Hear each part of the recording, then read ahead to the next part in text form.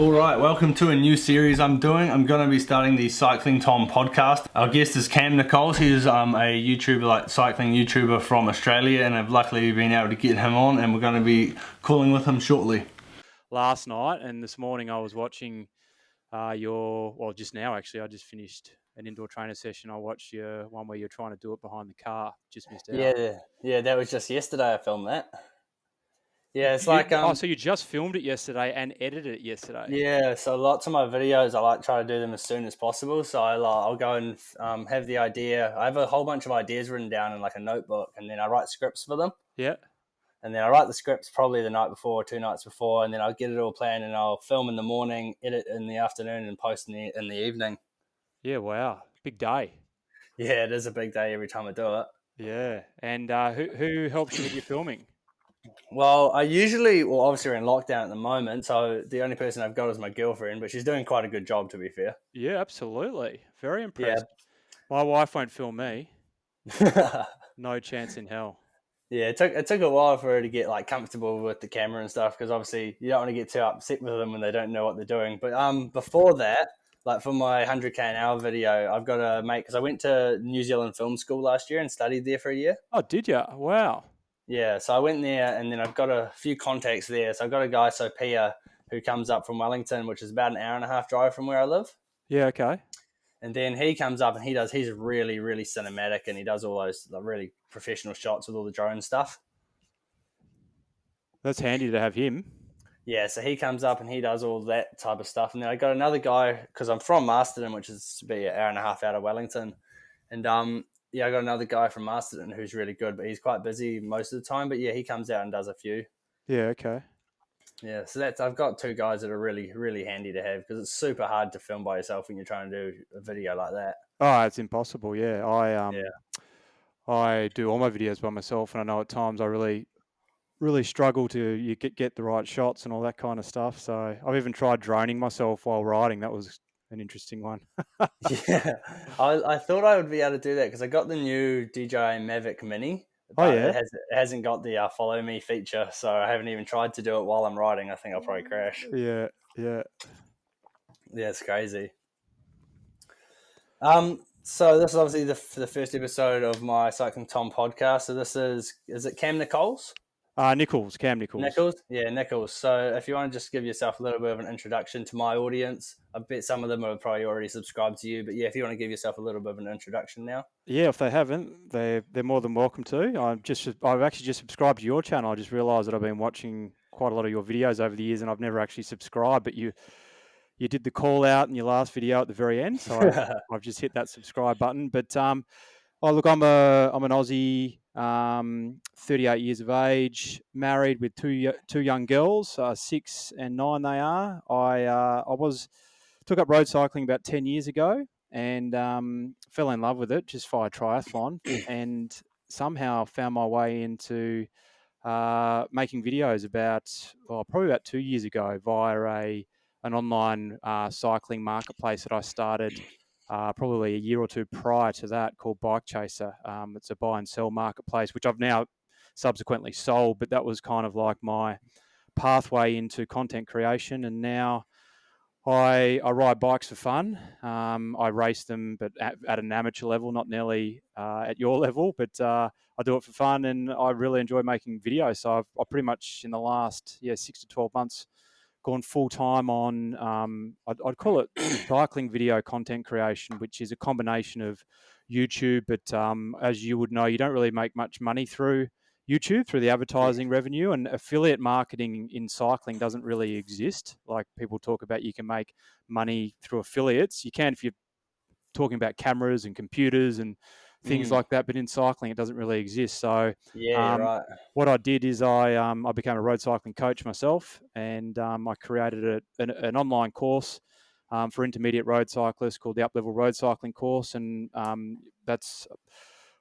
made a whole bunch of videos which go into that, which take people through like a step-by-step system to getting stronger on the bike from a sort of intermediate level to a more advanced. And I make videos as part of that business as well, and that's basically how I make money. YouTube is more the fun side. So that's kind of it in a nutshell. Oh yeah, awesome. So You're saying that you only started cycling, what, 10 years ago? Yeah, I was 28, so I'm 38 now, turning 39 shortly. Oh, yeah. And I I rode at school. I was a schoolboy rower.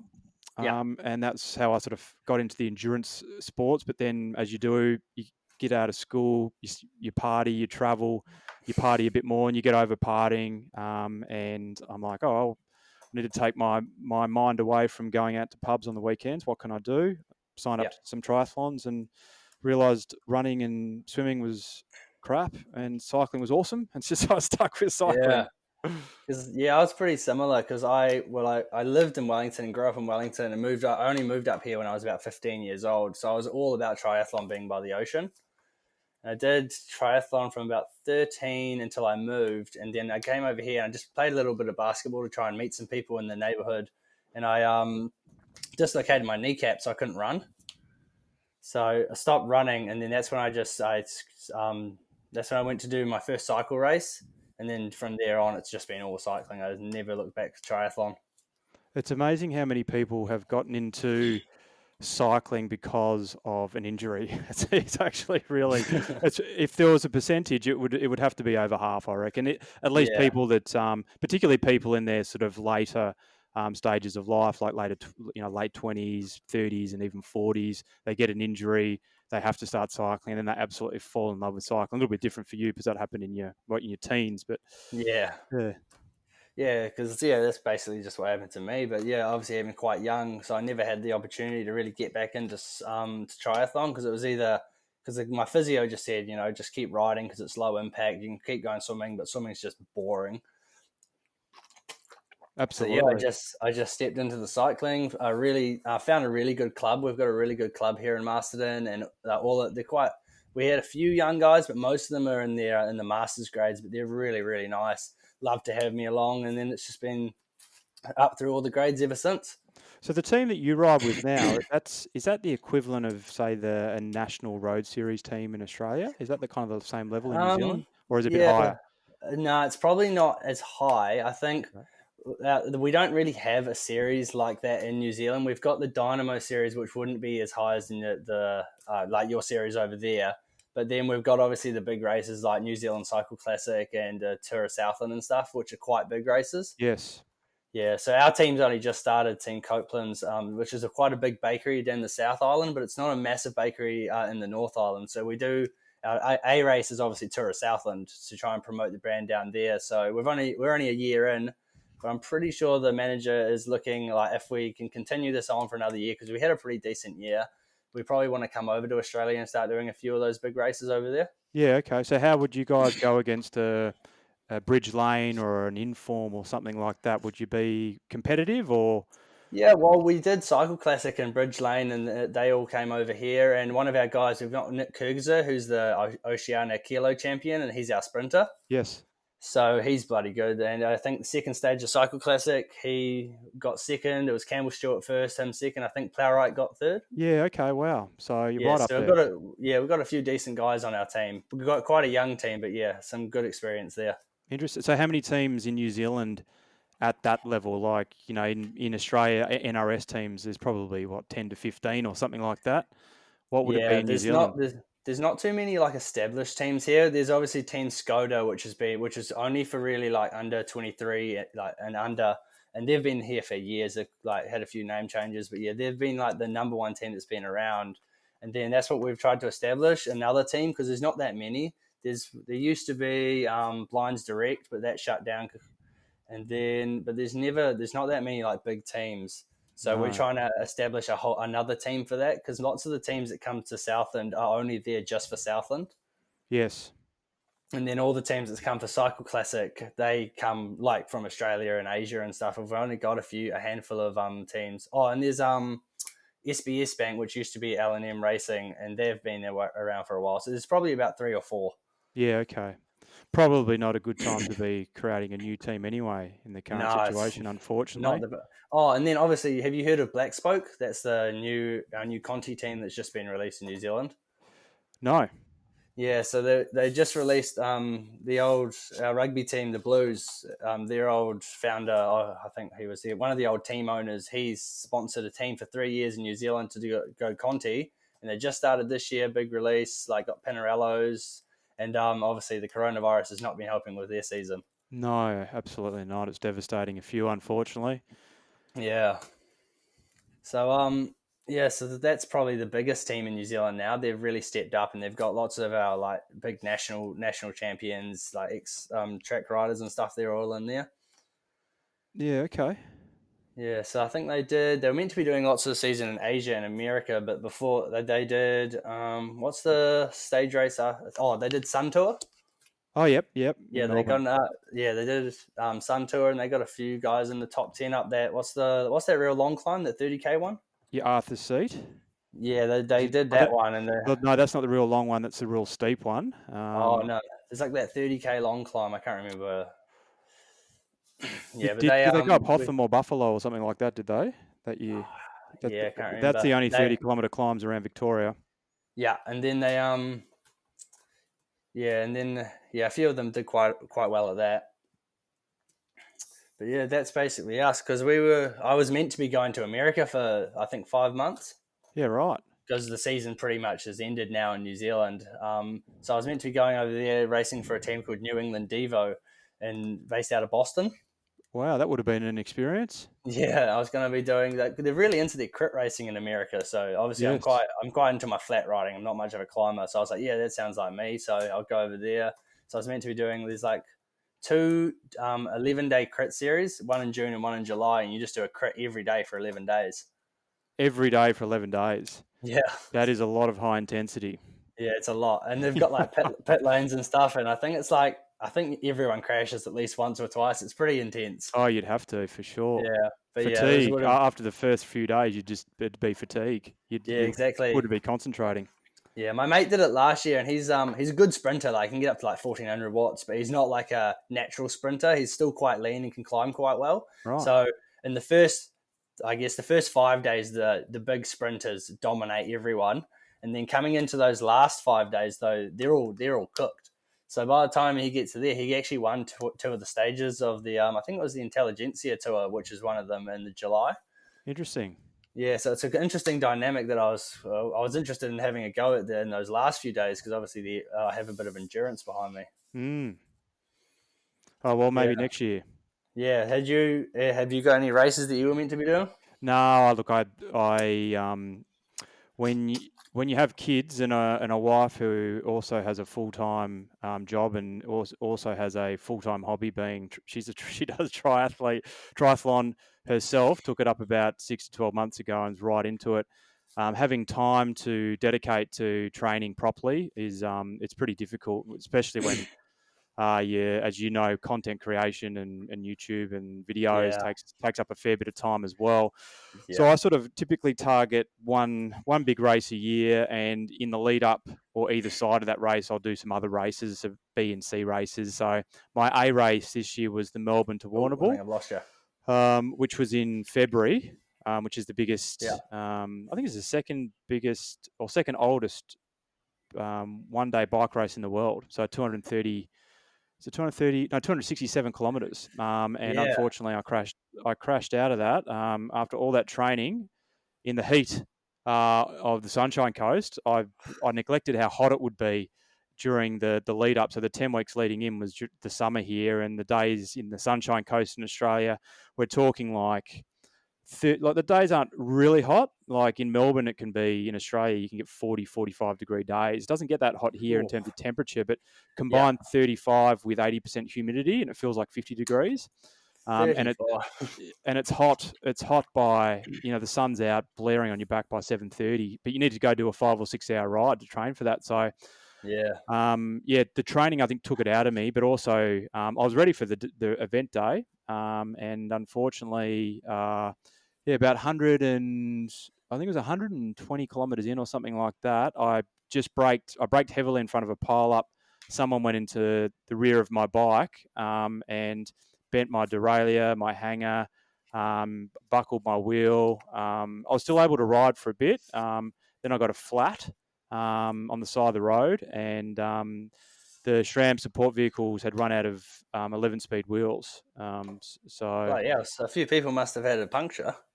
Yeah, so it was wet. The start of the race was wet for the first 50, so they had a huge amount of punctures. And what's interesting for support vehicles these days is you think about the wheel variations. So some people have 11 speed, some people now have 12 speed, some people have Yeah, rim, which I had rim. Some yeah, people have disc, and then you've got different disc rotor sizes as well.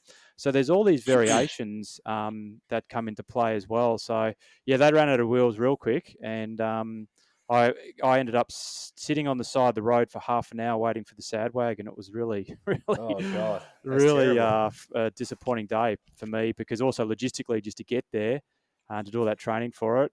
Yeah, and then I came back, and just motivation hasn't been there, and now no one can go outside and race anyway. So that's at least I got an opportunity to race in anyway. I can't really. I know some people have been training for races, and I'm sure you were, which were happening now.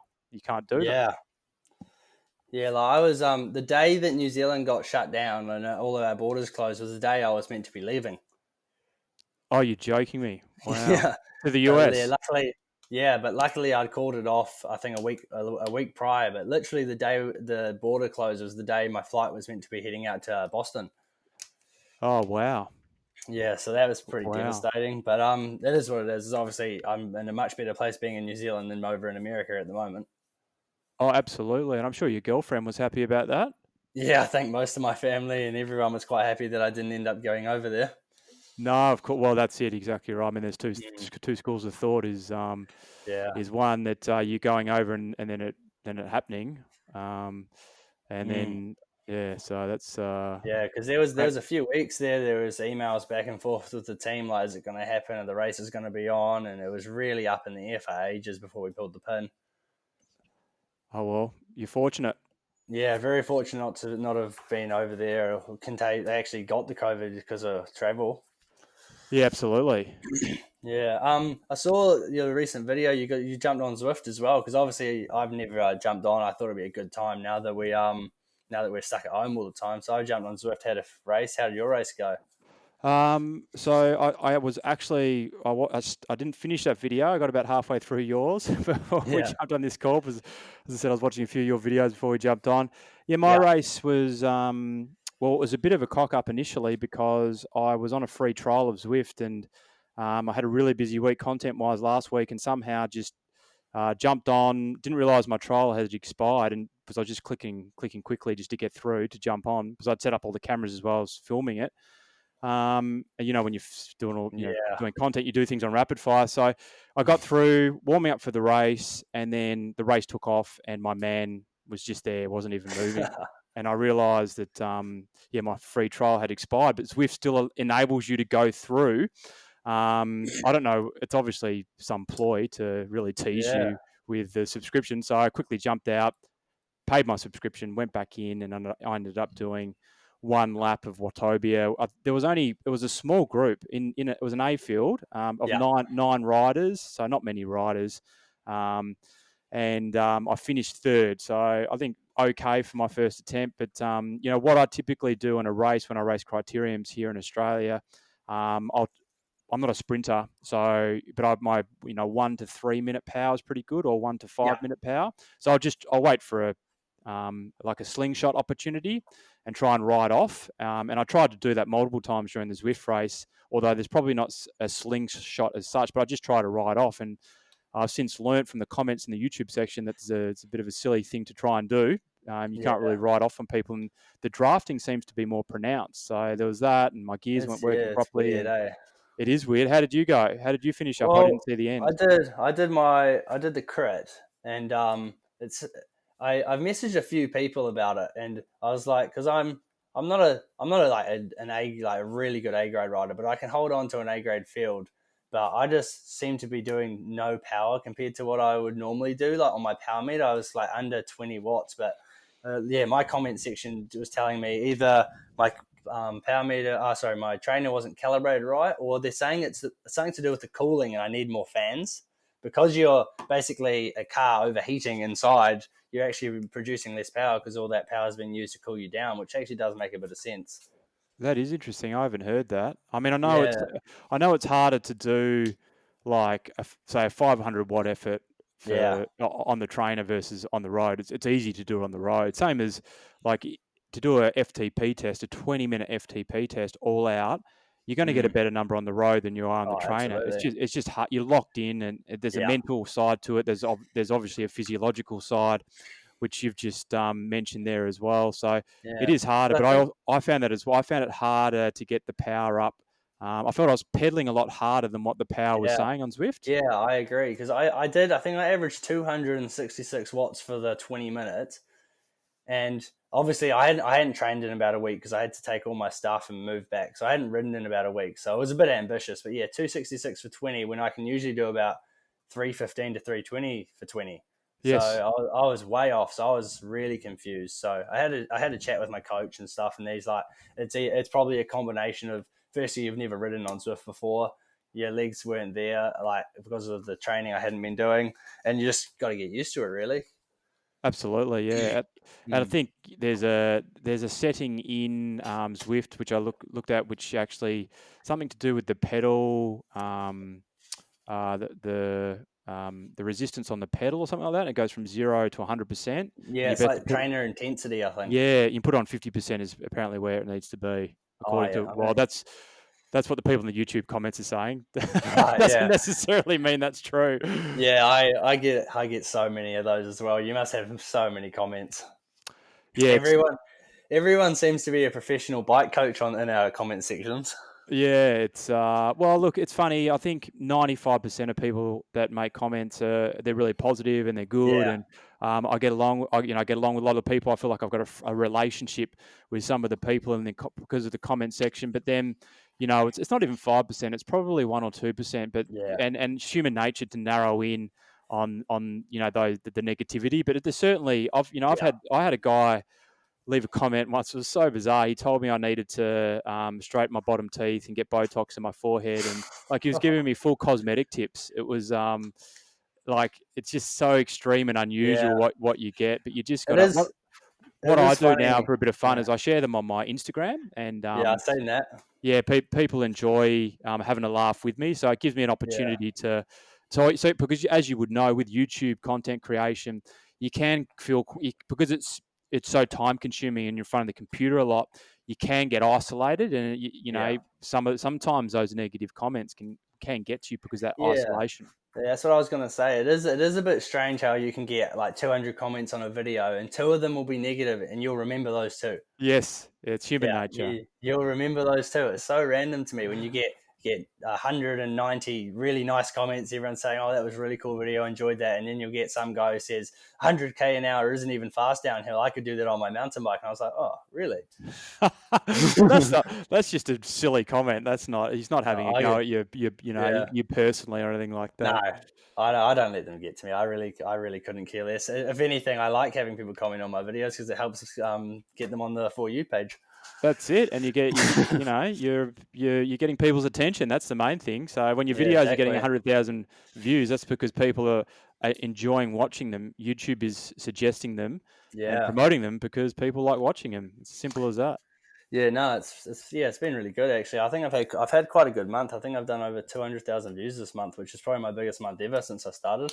Yes, but 90% of people watching aren't subscribed. Yeah, I it's a saw bit your strange. analytics. But Yeah.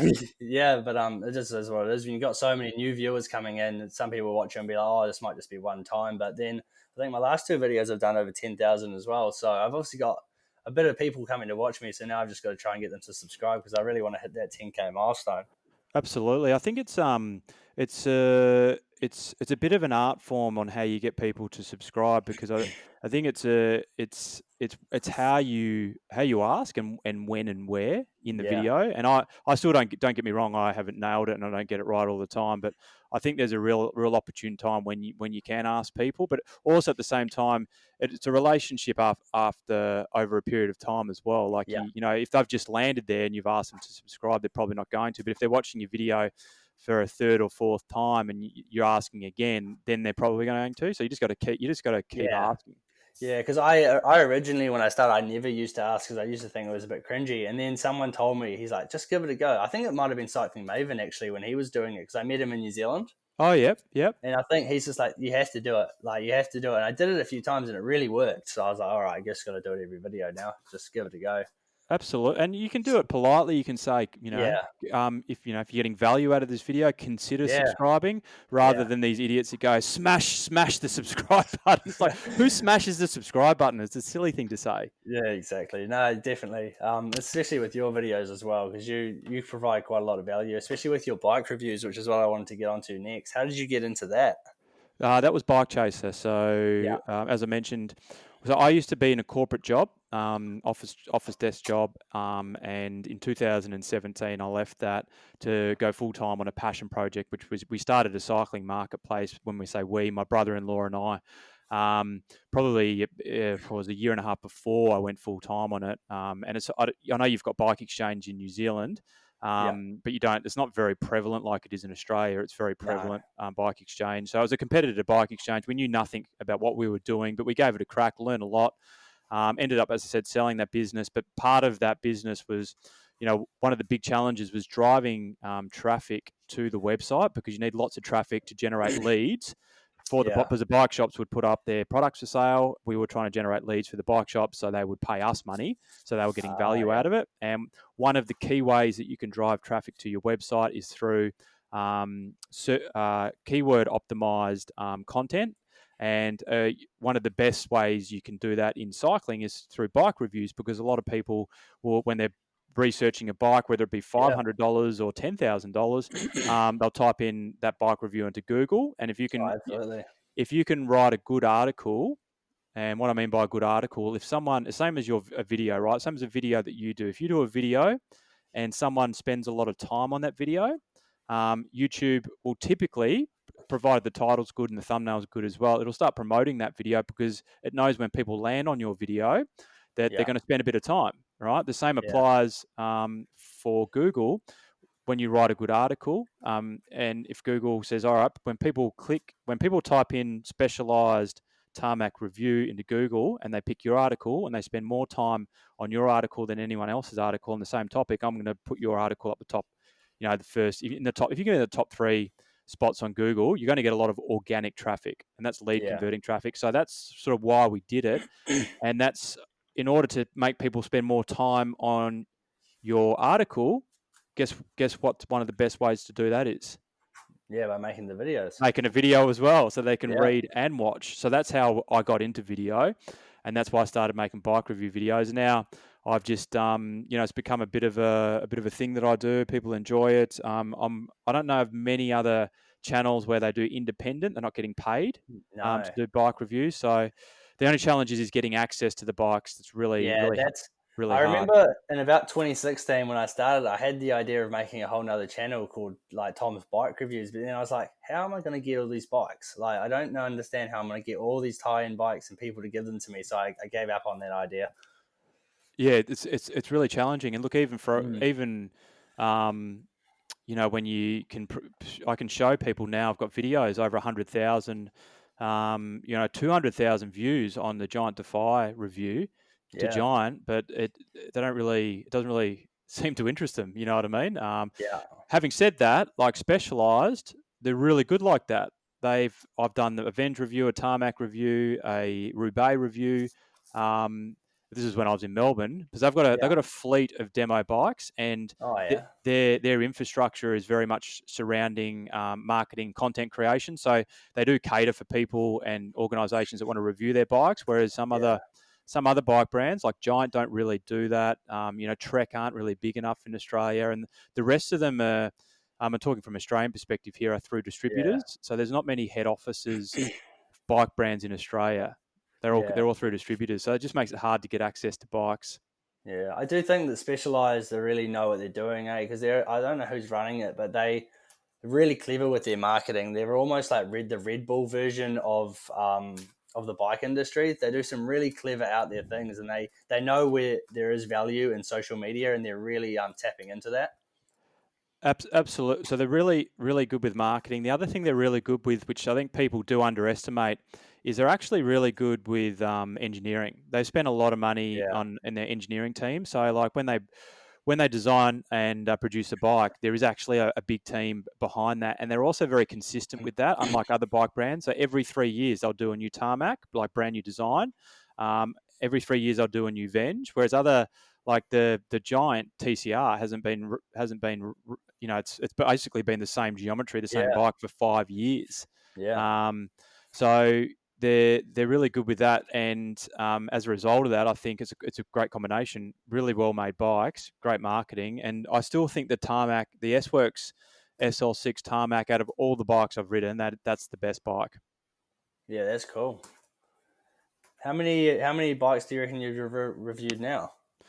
It's a good question. Probably 10 to 15 or 15 to Yeah. 20 in the Is that last couple of years. is that what you enjoy doing the most on your channel, or are you like enjoying starting to do more like those vlog type videos and like different type of stuff?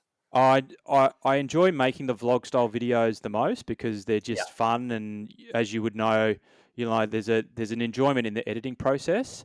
Yeah. With a bike review, it's a full day of research and scripting, Yeah. which is not enjoyable. And then you got to go film the bike, and it's a bit more of a regimented process. Yeah. The benefit though is if you can get it to rank in search, then you've got Yeah. a constant flow of people watching and subscribing. So I Yeah. think the thing with the channel is you do have, if you want it to grow, you've got to do the videos that maybe you don't necessarily like to make as much. It's like any job, right? But it's going to help you grow, and then Yeah. you do the Exactly. ones that you enjoy. And just Like hope they like them as well. I hope that the one thing about the vlogging style that I find though, because I've only just re-established a weekly vlog, is week to week I kind of, because I'm incorporating family and stuff. I don't really know. Like you can plan a video, right? Like you can plan your video where you go Yeah. do the hill climb, sorry, the descent at 100 kilometers per hour, try and see if you can do it. Obviously, a challenging technical video to make, but it's planned. And I have those Yeah. videos as well where they're planned. But with a weekly vlog series, it's kind of like I have some ideas on what it could be about, but shit just happens and changes. And you don't know until like 2 or 3 days before the video goes live what it's going to be about, which is a little bit of an interesting one. But I think it always works out because something random in life always is going on.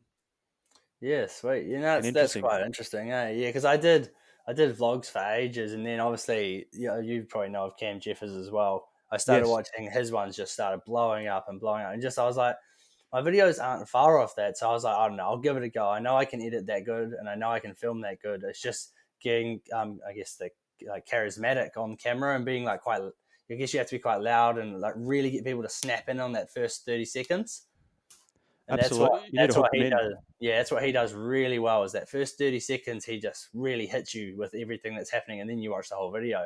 So that's what I really tried to do, and it's been working as well. It really has been working. So I'm got lots of ideas, but it's quite hard to do when you're in lockdown. So Yeah, absolutely. And it's funny you say that because some of the videos that I did watch, I did think of the way Cam Jeffers has sort of re-engineered his channel to be more of that challenge style. Like the you set a goal to do something, and that's the video. But yeah, it's interesting because that type of content has been around YouTube for such a long period of time, yeah, it but just hasn't been in cycling. hasn't really been. I mean, Yeah, GCN have done it a bit. yeah. Um, but and I think the way you did it with your recent videos has been really good, and it's reminded me of Cameron Jeffers as well.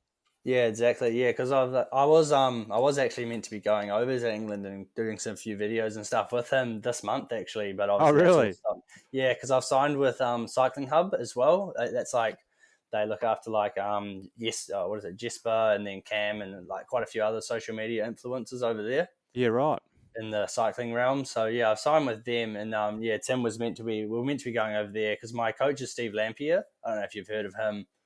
But yeah, he coaches Cam as well. So that's how it all kind of came about. Right. So it's meant to be Interesting. going over there, and we were going to do some big ride, some big challenge video. But yeah, so that's probably going to have to wait till whenever this is over, I guess. I'll probably try and head over. Yeah. Have you ever ridden the length of New Zealand? No, me and my mate, when this first started and we weren't going to go to America, me and my mate Maddie, we're going to try and bike pack around New Zealand, but then obviously can't leave home, so that's put a spanner in that works as well. Yeah, I did that in 2017. I cycled the length of New Zealand from what's Bluff to... Well, I finished in Bluff and I started in Cape Reinga to Bluff. Cape Reinga to Bluff, that's it. Yeah, it was amazing. Best cycling experience of my... I did it in the middle of winter as well, so it was very cold. But yeah, and I cycled through your hometown and stayed because I got I'm half Kiwi. Yeah. I stayed in Wellington with some family and then caught the ferry over. The ferry I know from Picton over to Picton can be very intense, but we had a beautiful day. Yeah. And then cycled along over to Nelson through I can't remember what they're called. There's quite a famous word for them. But that ride was just incredible that day. Yeah, South Island is really, just really amazing. cool stuff down the South Island. Oh, it's like, the cycling I did, while the roads aren't that well established for cycling and there's not much shoulder in the roads. No, they're terrible on those main roads. Yeah, interestingly, I found the car drivers, particularly on the South Island, to be really good, and the scenery is just unbelievable. Yeah, the South Island has some pretty cool bits. I was filming on the back of a motorbike tour of Southland last year in September, and I remember we're coming up into Queenstown, and I'm on the back of a motorbike facing at the race. And then we just come up, just out of Queenstown. I think it's called Kingston. And there's just this beautiful flat lake and then these massive mountains. And it's like there's snow on top of them and it's sunny down here. It's like this huge, huge cliffs. Yeah. Yeah, it's such a cool place. It is. It's unbelievable. Yeah, but yes. We were keen to do that type of ride. But yeah, it's probably going to have to take a bit of a backseat at the moment. It's also hard for it's hard. It's hard. If you did that, you would be on the front page of the paper, I think. Yeah, well, there's already cyclists getting abuse everywhere in New Zealand. We don't know if we're allowed to go for a ride or if we're not allowed to go for a ride. Yeah, I heard about your health minister going for a mountain bike. Yep. Yeah, he got bloody roasted about that. I saw that. Yeah, he's been addressing everyone every day about, stay at home, do this, do that, and then he gets caught going out for a mountain bike ride in between his sessions. Poor bastard. Yeah, I know. I don't think he mentioned anything by it, but yeah, it is a bit dangerous to be doing that, especially when you're in that position. Absolutely. Oh, yeah, sweet. Well, thanks for coming on. It's been really enjoyable talking to you. No worries. Thanks for having me. So it is, mate. See you later. See ya.